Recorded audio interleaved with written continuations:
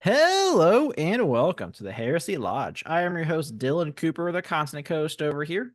Yeah, Franklin. What the fuck just happened? What happened? You and Gavin brought Anglin. Oh, Franklin. So Gavin had a stroke and now I'm soloing it. Yo, is I dropped my microphone.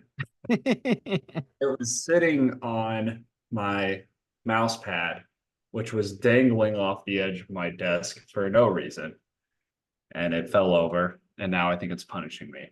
That's what you get for living like an animal. Yes, this is true. Well, guys, we are here this week to finally fucking finish the Two Towers. It's been like 2 months. It's been a while. It's been a tough read. It's been a long read. 20 hours of audiobook. We were told this was the best one. And boy, am I disappointed if that's the case. I would agree with that. But we'll get into that shortly. As always, guys, hit us up on Discord. Find that pin to our Twitter at Heresy Lodge. Email us at theheresylodge@gmail.com. Check us out on YouTube at the Heresy Lodge. We have merch. Check it out. Buy yourself something nice. 4th of July is coming up. You can't celebrate freedom without heresy. That's true. Goddamn right it is. Actually, very pivotal to most freedom. Yeah, those are the things. Gavin, what are you drinking? I am drinking. They have these everywhere now. They're all over the place. 6 Foot Blonde from Quaffon. And there's a Big Woods, which is the pizzeria connected to Quaffon Brewery. They gotta have a Big Woods in like 16 different locations now. Dude, I love it though. It's great. Great food. Pretty good beer. Yeah, good beer, good food, great pizza. They have good burgers. They got good burgers. I always had this debate with a buddy of mine who went to IU, and they have a Big Woods down at IU, but it's burgers only. Interesting. And I was in Nashville, Indiana, and they had pizza only. And the debate is like, is Big Woods a burger place or a pizza place? And I personally think it is a pizza place. This pizza place. It's a pizza place. The pizza, first off, it has to be a pizza place. I mean, they did that for our or for my night before the wedding. Rehearsal dinner. Yeah. I didn't have burgers, I had fucking pizza. And it was the bomb. Pizza place. I get it. So good. I love it. How about you? I am drinking a mint julep. Oh, I love mint juleps. This is my first time ever having a mint julep. Alex, as you know how I feel about her garden, one of the things she has grown is mint. So she made some mint simple syrup, and I made a mint julep from it. How did you make it? How did I make it? How did you make it? So it is a bunch of fucking crushed up ice. I got some 1975 bourbon. I put about 3 or 4 ounces in here, and then some of the mint simple, and then we got some actual mint pieces in here, mint leaves, Yeah. I guess. I love mint juleps. They're actually probably one of my favorite drinks, if not my favorite drink of mixed drinks. And like that is super controversial because there's like 17 different ways to make a mint julep. You can do whatever you want, obviously. That's a great way to make it. I really like that. I like to add lemon to that recipe. Ooh, lemon. Okay. I can see some little dash of lemmy. Do like a little lemon juice and a lemon on top. I'm Yeah. intrigued by that. What does it look like? What's the product? Well, it's in a Tin cup, copper cup. Yep. That's perfect. That's how you want your mint juleps too. Yeah, I mean it's fucking cold. Look at that. It's freezing on the outside. It's cold. It's delicious. Damn. So what's the scale of 1 to 10? Where are you falling? This is a solid like 8.5. I mean, it's really good bourbon too. Yeah. So it's really come together. You're making me want bourbon now. You're making me want to make a mint julep. Man, I have a bunch of bourbon right now. I got some bourbon for Father's Day. Actually, and Alex got me some like random like cocktail like things. She got me some amaretto, some vermouth. So I have like a bunch of like things. I'm like, I just want to make cocktails right now. You're getting into the cocktail. This is like you were It's like really me bad though, because I'm 3 months ago. also getting into running again. And it's like, well, you're not supposed to drink much when you're running, but what's one cocktail gonna do? And then one cocktail's like 5 shots. You gotta go see. You gotta go and do what I was doing 3 months ago on the podcast, which is making a cocktail on the podcast. Yeah, I'm not yet ready yet. All right, give me a month of more experimenting, and the mixologist will come out. I have like a stupid amount of bourbon as well. And I'm not like a bourbon collector. I just have accumulated weird bottles of bourbon that I have. It's like kind of hard to drink a bottle of bourbon. By yourself, yes. Yeah, like I'm gonna buy another bottle of bourbon before I finish drinking that bottle of bourbon. Yeah, I have like so like I think it was last week I had Warner's on there. I still have the original one from the year before. I got we had a buddy stay with us during Memorial Weekend. He brought me a bottle of bourbon to thank me for letting him stay here. I got a bottle of bourbon for Father's Day, and I would not be surprised if I end up with more bourbon before any of those are out. Yeah, 100%. We have to next time we get together. If I come down to your place, I'll bring one Bourbon off. and we'll do like a bourbon tasting. Ooh, that sounds like a good time. This, it's the most suburban thing. I want to Hey, bring we'll have bourbon tastings. Our ladies will have wine tasting. huh? Rin can try different juices. Juices She doesn't drink much juices yet. straight from the garden. For the recipe I was following for the mint julep, it said, make sure you spank the mint before you stick it in. You gotta spank it. Yeah, man. I always gotta spank some mint. Did you spank it? Alex made it. Well, the mint part, but she threw it in my drink for me. She told me she spanked it, but I'm not convinced she spanked it good enough. It's a huge difference. I know it seems silly, but it's a huge difference when you spank the mint. Gotta release some oils. Gotta Yeah, get the good old whack whack. Just like a good ass. You can't just do one. You gotta go whack whack. just like a good you gotta spank the mint. So that was the drink section. Yeah, and if you want to talk about Frodo, it's mostly Sam wanting to smack Frodo's ass. Yeah. There is just the dynamic of This relationship. is Brokeback Mountain based off of Lord of the Rings? It might be. Because I mean, it's kind of close, right? Like we have the moment where Frodo's sleeping on Sam's lap on the mountain in the woods. I'm just like, this might be it.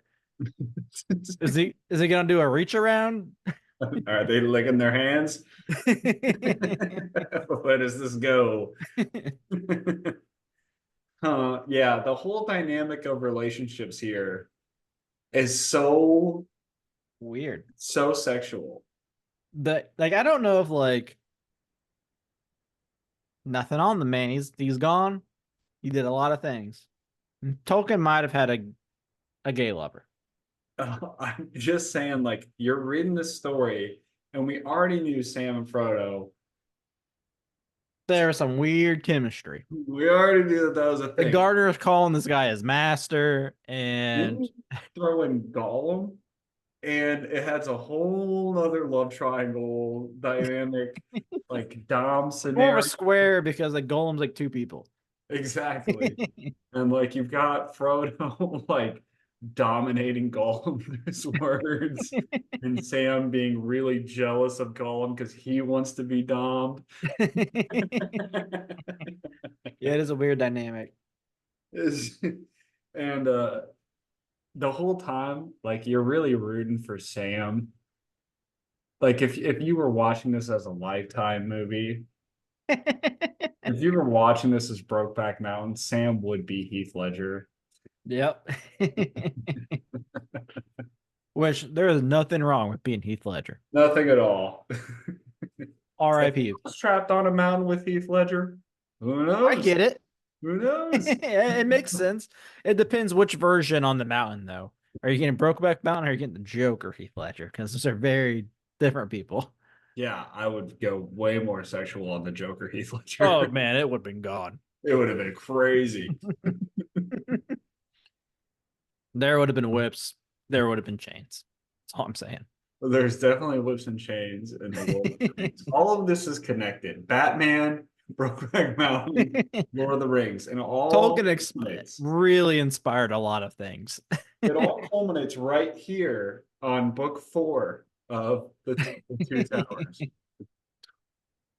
I keep wanting to say the Twin Towers. Yeah, I know. I do the same shit all the time. Did Tolkien predict 9/11? He is really expansive in his. I mean, there's no evidence he didn't. I Yeah, mean, he named this book you The can Two get really Towers. We deep. had Twin Towers. A tower kind of fell in Good this enough for book. me. I mean, the Simpsons did it, but I think Tolkien did it first. Tolkien did it first. It's like have you seen that South Park episode where Butters is trying to he's in his what is it? It's like Doctor Evil or something. Yes, yes. Doom, And Mr. Doom or whatever. yeah, fuck, what is his name? It's something stupid, but the whole time he is like trying to do like malicious things, and the Simpsons had already done it. It's Butters, right? Yeah, it's Butters. And like the person that like Butters was like, Simpsons did it already. It was like fucking everything. Tolkien beat him. Professor Evil or something. Professor Chaos. Professor Chaos. Yes. That's great. So we landed off right before they got caught by Boromir. Yep. And Boromir is a very bland character, in my opinion. I agree. He's basically written as this concept of, hey, remember that one time Boromir became evil? Well, Boromir would never. Yeah, Boromir is the good brother. Yeah. Also, like, why are we naming people like almost the same name? Maybe just don't give them stupid names so that like they don't have to like sound like they're related. Dude, this is classic though. It's like I'm watching House of Dragon right now. I'm like, you got 3 Viserions. All the dragons are named after the people, and the people are named after the dragons. Yeah, that's fair. Actually, that's crazy. The people are also named after the people. Yeah. The only thing this is missing is we didn't get a beheaded child in this one. You get really confused because you're like, I'm pretty sure that person is that guy's uncle and dad. And they both have the same name, but they were named after a dragon from 50 years ago who's going to come back. Like, it's like all this crazy shit. It's too much. Yeah, I agree. But yeah, so we have Faramir who caught them. And you're right, like he's very boring. Like he kind of tricks like Sam and it's like saying like what their mission was. And how dumb is Sam? That was very dumb. Like you gotta know better. Come on, dude. So we have like a year now. Then he gets like scolded kind of by Frodo. He's like, stupid Sam, Sam's so stupid. He's like, might as well be Gollum. Yeah, oh, you see what I'm saying? See what I'm saying? Yeah, actually. Sam's over there like, maybe if I tattle on Frodo, he'll yell at me. Bad Sam. Oh no. Not the elf rope that I put it in your hands. Don't smack me with that. We can confirm Sam told Boromir on purpose to be punished by Frodo for his sexual pleasure. One of our listeners was like, hey, you guys should start doing YouTube clips because you have a lot of just stupid clippable shit. I don't even know like how I would title these. Like, is Sam wanting to fuck Frodo? Who is Frodo a dom? That would get 1,000,000 views on YouTube. Is Frodo really? Is Lord of the Rings really just a sexual story about a dom? The answer is maybe. Can't There's a confirm. lot of Doms in here. You got Gandalf, It's who's such just a dom. he's a Dom on everything. Well, what's crazy about it is Gandalf is a sub dom because the real dom with Gandalf is Shadowfax. Shadowfax. Like we all know, if we learned anything from these midi or fantasy writings, like this is all an unreliable narrator, right? So we all know that the real story is Shadowfax put the ring on his horse cock and rode it through Mordor so fast. Right? Clip it. This is just knowledge. Like if you read between the lines of what Tolkien is saying, like that's what he's trying to say. And there's a lot of stuff in the books that support this theory. Come on. I mean, we could probably make this theory, and someone will believe it. As long as we're convincing enough. I think, yeah, the thing about Boromir is like I try to think about this story from Boromir's perspective. His brother, which in the movies, he doesn't talk about this a lot in the books. So let's just assume he loves his brother, Boromir, was sent off to Rivendell to hear something about Isildur's folly, who he doesn't know what that is. He's assuming in the beginning that it's an arrow because an orc killed him with an arrow, Isildur. All of a sudden, his brother arrives, and he was told that a hobbit is bringing Isildur's folly to Rivendell, which is just like, what, like, who's writing this letter to explain these things? Like, what a weird, come on. But anyway, Boromir shows up dead in a boat magically, apparently, because he went over a waterfall, and they're like, how did that happen? It's like, I don't know, magic. So he's there. Boromir's dead. Boromir's walking around by Mordor, finds some hobbits, and he's like, clearly Boromir tried to take the ring from you because he's a freaking dick. So I'm gonna let you go and I'm gonna protect your ass. Like clearly it seems like Boromir hated Boromir. Yeah. I really don't understand like why you want to take the hobbits back to your actual like capital. Also, I don't understand why the hobbits wouldn't either. Like you now have a chance to unite with an army. Instead, you're like, I'm gonna follow this weird motherfucker who talks to himself, has two names, and I'm gonna trust this guy. Like, no. I'm taking the army Yeah. every fucking time. Yeah, it is strange how much Frodo trusts Gollum. It's weird. Like, it's like, oh, I got the ring, and he's gonna listen to me because of it. And like I think Sam's right the whole time. He's like, he's going to fucking kill us. Like, do not fall asleep near this motherfucker. All right, he's going to fuck us, and more ways than one. Mr. Frodo. I'm just thinking about Frodo with a whip. That's a bad boy, Gollum. Don't Give me don't that worry, elf Mr. rope. Boromir. I have him under control. He does as Mr. Frodo says. Oh man. Yeah, so like Boromir basically finds Gollum in the pools and he's about to kill him. And because he should. Boromir's like, this dude's super ugly. We gotta take this This guy. thing's fucked up. Yeah. Also, it kind of cracks me up when they capture him because he's like, taking a fish from here. He's like, I don't want no fucking fish. Fuck this fish. It's just a fish, bro. He's like, it's not about the fish. You looked at the water. Hey man, fuck. you were the one that brought up the fish. I'm just saying that only of the fish. Forget about the fish. I don't even want the water. I don't drink water. It's not about the water, too. Dude, you're leading me on here. What is this about? Gollum don't know. Please help. Yeah, Gollum confused. Brain hurt. Still a little hungry. It's really about you being ugly. Can I finish fish then? Because I Okay. am actually hungry. Gollum does one fish.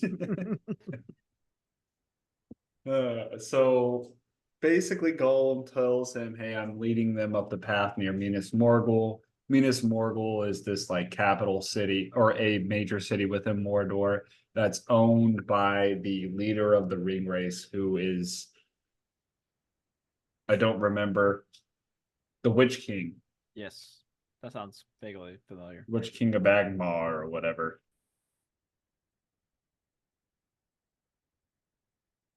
So he's like, "Hey, don't go there." And then Frodo's like, "Don't worry, he'll never hurt me. He'll never hurt Master." Turns out he has a whole plan. Yeah. And this is the problem with like Lord of the Rings from a podcast perspective. All that took like 30 pages, and there's like nothing to really talk about that's interesting in there. Oh, that was more than 30 pages. Yeah. I mean, I mean, it was fucking forever. you back up an additional 20 pages and it's about getting rabbits. Like it's literally like a whole There was a chapter. lot about rabbits A lot. and cooking the rabbit and everything else. And then so basically they get to Minas Morgul. They start to climb up these stairs. And what's so funny is the Witch King comes out with a giant army, and they're like maybe like 10 feet up these stairs. It's basically what I understood. Yeah. And they're like, just stand still. And the It's Witch King gets there and he's like, like Drax and Guards of the Galaxy. yeah, he's like, something's weird here. I feel like the ring's around. Whatever. And we know that he knew that there were people on the stairs because later in the book, he sends a patrol to look at the stairs. And Yeah. I'm like, you were right there. Yep. You're right. Why not just, Look, then yeah, you had a whole fucking army. you're not in a Hold up. rush. I think we got some spies in here. But what about the amassing armies of Minas Tirith? There are none. Oh, well, I think we're good then. Yeah. Yeah. Some of it's just like it's just kind of tough to get through because it's like, why Yeah. this doesn't even make sense. They climb up the stairs, and this is a huge, huge difference from the book and the movies. In the movies, you have Gollum plan this treachery to like basically kick Sam out of the group, and he leverages Frodo's weakness, his mental weakness. And Frodo, at this point in time in the books, like he doesn't seem that mentally weak. Like he's Yeah, still isn't like, like he like kind of sick at this point in the movies? yeah, he's like fucking out of it. Yeah, and then like in the book, he is completely fucking fine. Yeah, he's got like when the ring wraith comes, he's got this desire to put the ring on, but That's it. he's so much in control that he's like, I know what that is. I'm not gonna do it. Yeah. Very So they lead him into Shelob's lair. This is a interesting chapter. They go into depth with Shelob, and I can't imagine reading this from the point of view of like when this was released, where you don't know everything of the Silmarillion, you don't know all this lore, because it goes into like how Shelob has been there, and Shelob was like a descendant of the other spider. I can't remember the other spider. I can't either. Shut up. Shelob. Oh, here we go. It's a wiki. There's always a wiki man. Mm-hmm. Oh, Ungoliant. Yeah, that's Ungoliant. So it's like a spider queen that teamed up with Morgoth that absorbed the tree of life or whatever, the tree of magic that the elves use. And that's what made them like originally rely on the rings of power. I think Don't quote me. So Shelob is like second in command of spiders, basically. Very similar to how Sauron is like second in command of evil, and Morgoth and Ugoloth were like tight, just like Shelob and Sauron are kind of like meh together, you know? Yeah, Sauron's just kind of like, she exists. Sometimes I feed her. Exactly. And there's this question. Shelob had been Sauron's ally and lover. Hmm. Yeah, so she can take human form. And Sauron. he was the lover to um Sauron at one point. If you ever play Shadows of Mordor, it actually goes into that storyline a little bit. Oh, interesting. The only, well, actually, I have Shadows of Mordor. That's the first one, right? I think Shadows of War is the first one. No, Shadows of War is the second one, I think. Okay, well, Shadows of War goes into the storyline. Okay, I have the first one. I quit playing it because my nemesis fucked me 3 times, and he was so fucking strong, and he was just hunting my ass down. I could not enjoy the game anymore. I have such a love-hate relationship for those games because I love that they're Lord of the Rings. I think the Nemesis system was genius. I hated it. It ruined my life. But it's so like no other game I've ever seen has done something like that, and it just makes it like it's like you're creating your own story. Yeah. I did play Lord of the Rings Return of the King. That was really fucking fun. Is that the one where like you go into battles as like heroes? Yeah. Fucking great. Yeah, I think it was on like 360 maybe and Yeah, PS3. Man, I played the fuck out of that. that was a good one. I had a, I don't know, one time we were up in Chicago with a buddy of ours, and there was a guy that I met at a party, and we were talking, and he was obsessed with Lord of the Rings, and he was like, "Yeah, I'm in the middle of making a mod for Total War that allows you to play in Middle Earth." What? I was like, "Get the fuck out of here." And I told him, I was like, he was like, "Yeah, I'm having a tough time with like the magic and the dragons." I was like, "Well, what are you modding it off of?" He goes, "Rome." I'm like, "Well, why don't you try to mod it off of Warhammer? Because all that shit's in there already." He's Yeah, like, that "What? makes sense. There's a Warhammer Total War?" And I'm pretty sure he switched that. And I'm pretty sure that he released and is the author of the Lord of the Rings Total War mod today. Oh. Yeah. Was it one of Doug's roommates? Yeah, no, it was just a friend that he had as at a party. That's that part of it. Mhm. I talked to Doug. His birthday was yesterday. Oh, that's good. Yep. Happy birthday, Dougie. You'll never listen to this. Never. But I got a shout out to all 25 versions of my mother listening. Hey, she, all of them are like, hell yeah, Doug. Hell yeah, Doug. And when we make it big on YouTube Shorts for talking about the sexualization of Lord of the Rings. And it's pretty sexual. It is. It's highly sexual. So yeah, we're in the lair of Sheba. Shelob. Whatever. So Shelob's a spider, and Shelob fights them. Shelob stings Frodo, and Sam then beats Shelob. Kind of. She kind of kills herself or hurts herself. Hurts herself. Yeah, I don't think she dies. No, it doesn't seem like it. It seemed like she was just hurt and ran away.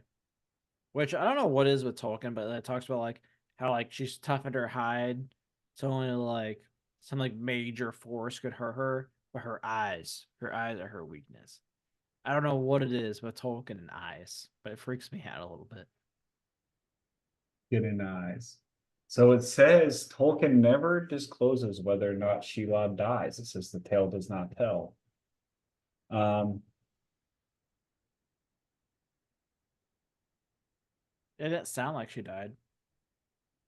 Apparently, some speculate that Shelob was permanently blinded and therefore died due to being unable to hunt or something. It doesn't say.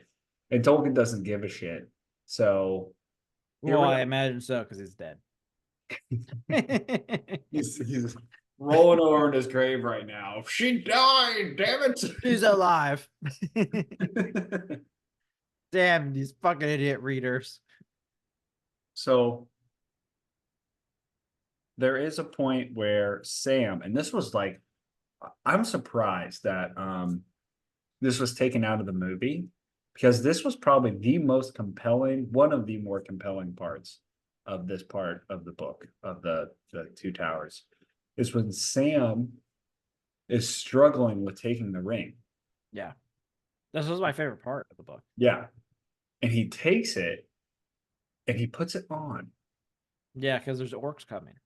I did not know that Samwise had put the ring on.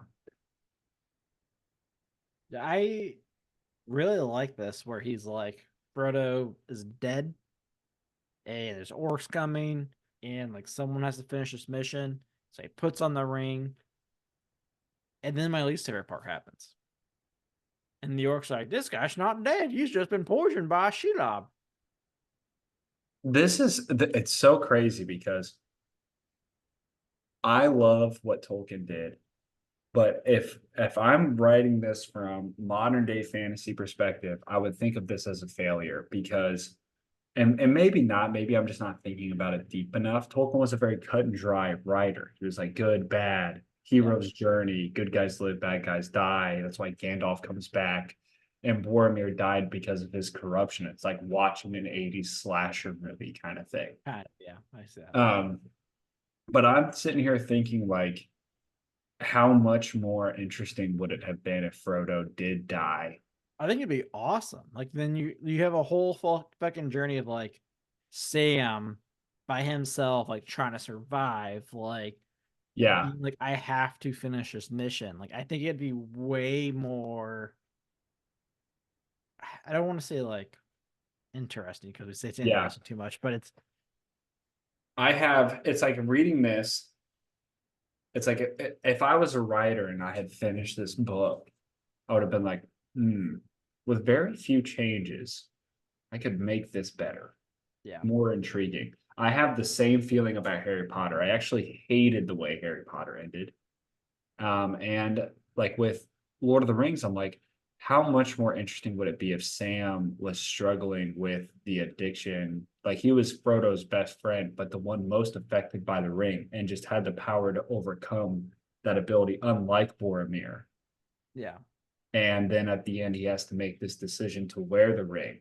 And you have Gollum and his redemption throughout the story arc would have been so much better if he was able to redeem himself instead of remaining corrupted. And he's the one that finishes the ring, and it's Sam that turns away at the end of Mount Doom and says, "No, I'm not going to put it in the fire."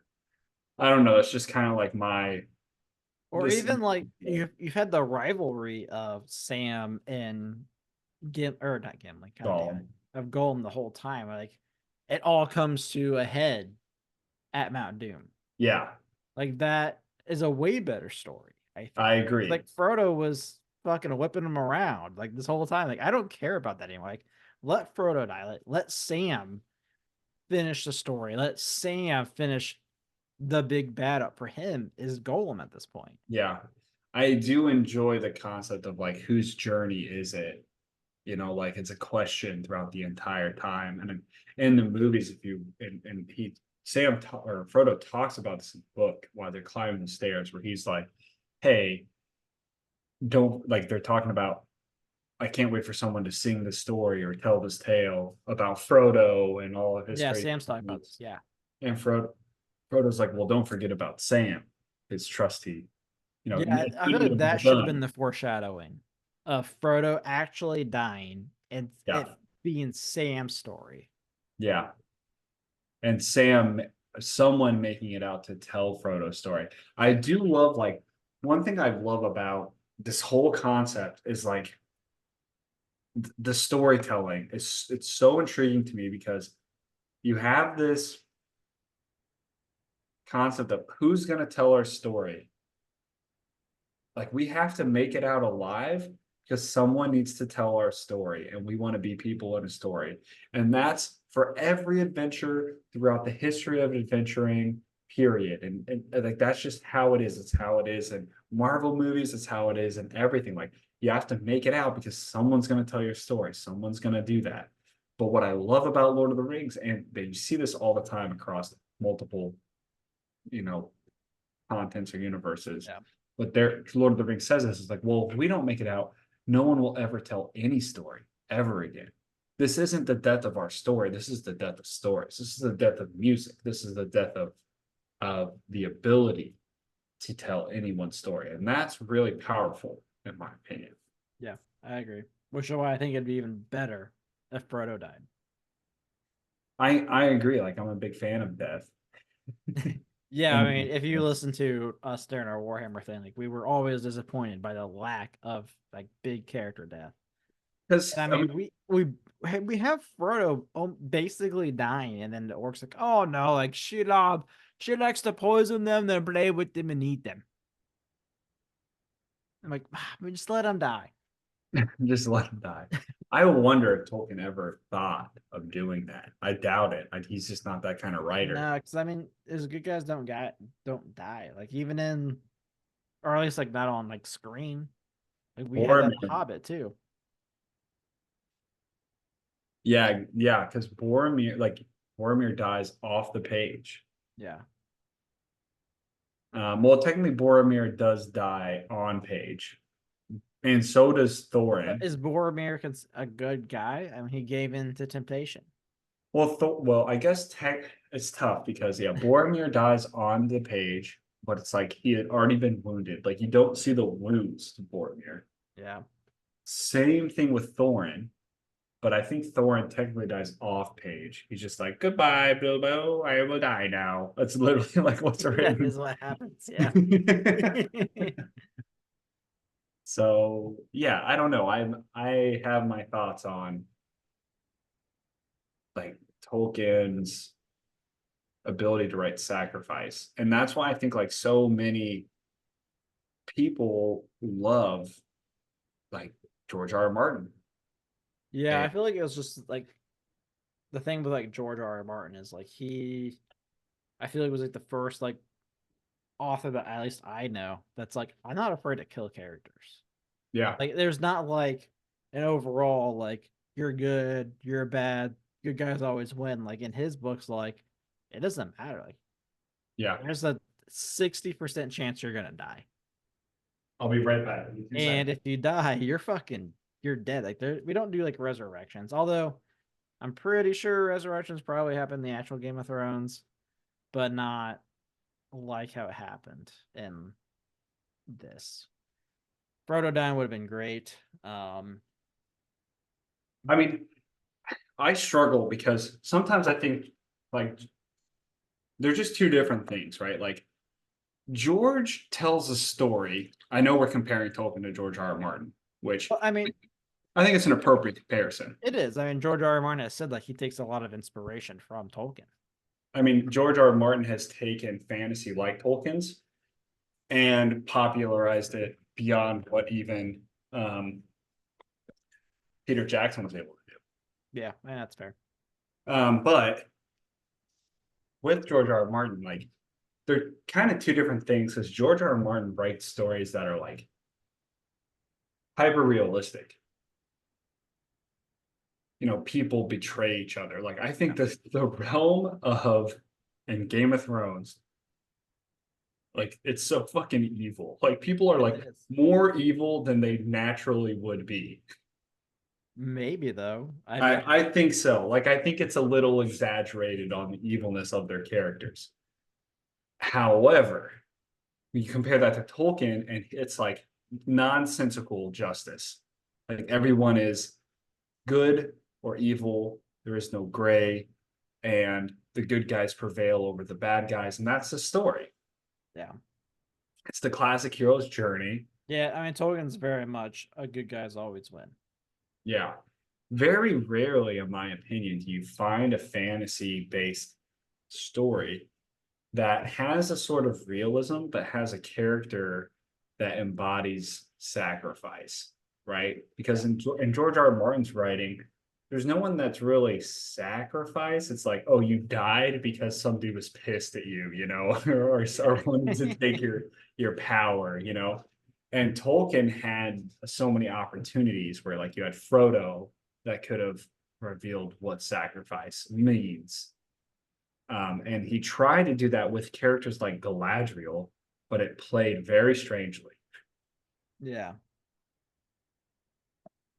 Yeah, I don't know. I mean, like, there's like a lot of like things that like were just like super convenient as well. Like the light Galadriel coming to life during the battle with Shelob, and it's like, oh, I forgot about this thing like the whole fucking time until like just now. Like, how do you fucking forget about the hottest chick you've ever fucking seen gave you something and you forgot about it? No I fucking mean, way. Gimli jacks off to a strand of her hair. Yeah, like Like, come on, man. you were thinking about You know what's up. it. And I mean, this to me, it reminds me again of like, I will assert the theory of Gim is the best. D&D was not invented from Lord of the Rings. Lord of the Rings was invented from D&D. I almost guarantee Tolkien was playing this shit out, and this is exactly what happened. He's in this cave, and one of his friends is like, "Hey, bro, the fucking light. Remember that the one person gave you?" Like happens all the fucking time. Yeah. Yeah, that's fair. There's just like a lot of like convenient things that happen where Yeah. like it's not even like foreshadowed. It's more of just like, oh yeah, I got this light and it's dark in here. Can we talk about actually another one of like that last chapter of this book was one of my more favorites. Can we talk about the scene between the two orcs? Where they're just talking shit to each other. They're talking shit to each other, and then like one conversation they talk like normal people. Yeah, I actually enjoyed these guys. They're so much fun. And one of them was like, man, you know, I think the big bosses make some dumb mistakes. Once we win, we'd have a lot more land. Wouldn't you want to just run away with me like the old times and loot and pillage some lone suffering group of humans in some distant country? It's like, that's a girl orc.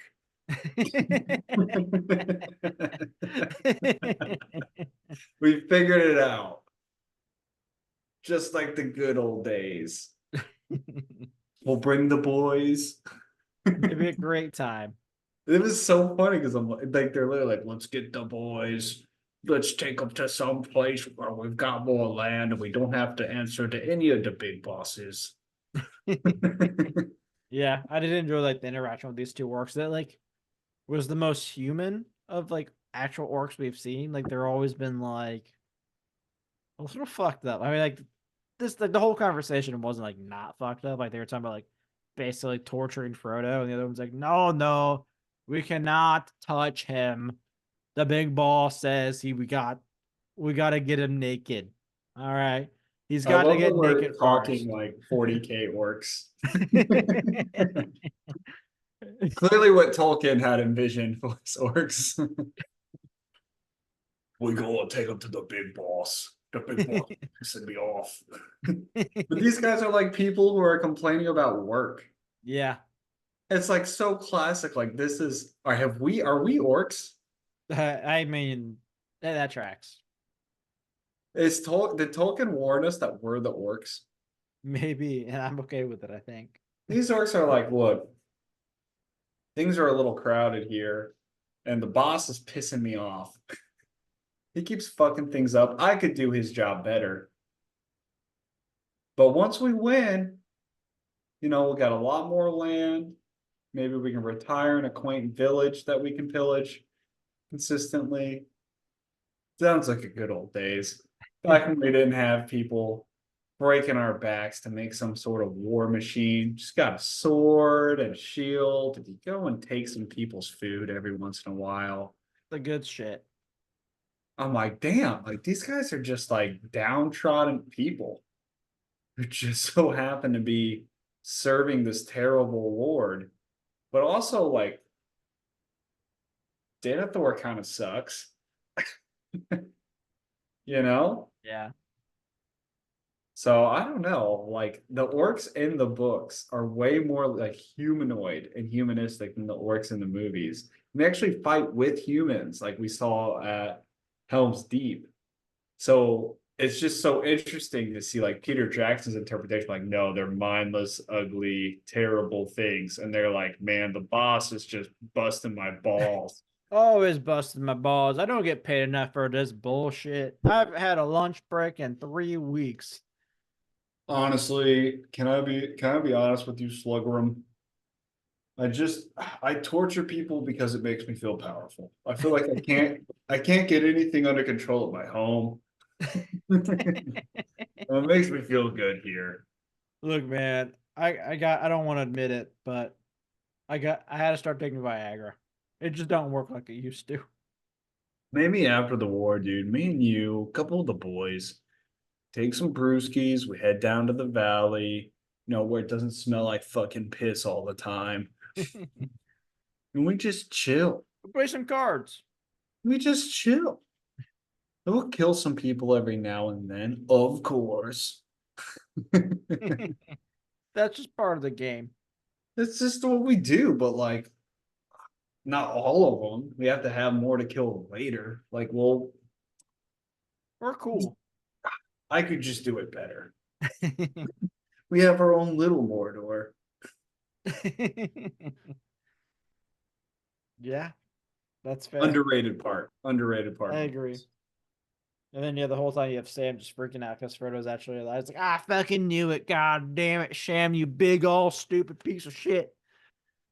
Sam, just leave with the ring. Fuck Frodo. You know what really he was like, "Ah, I was totally gonna kiss him before I left. He But totally I would have knew Master wouldn't like that, so I'm glad I didn't. He known. doesn't let me kiss his lips. It was really weird. Like his kind of like goodbye. He was very like he doesn't he like kiss him on the head. Something like that. But he's got like a weird, it seems like the ring is talking to him almost. It's like, well, remember your job is to take up the ring if the ring bear dies. Like it's almost like internally he's monologuing to convince himself to take the ring, but you can kind of see that that might also be the ring. True, but it's also kind of like what he would have to do, right? Like how shitty would it have been if he left the ring on Frodo and just like ran away, and the orcs like, do do do do do. Here you go, Sauron, and Sauron's like, oh fuck, you guys might get promoted in the next cycle. That's a good point for like if the ring is the one influencing Sam to pick it up, how stupid is this fucking ring? Fucking dumbass. I know he's over there like what he's probably thinking, and I say the ring is a he, it might be a she, who knows?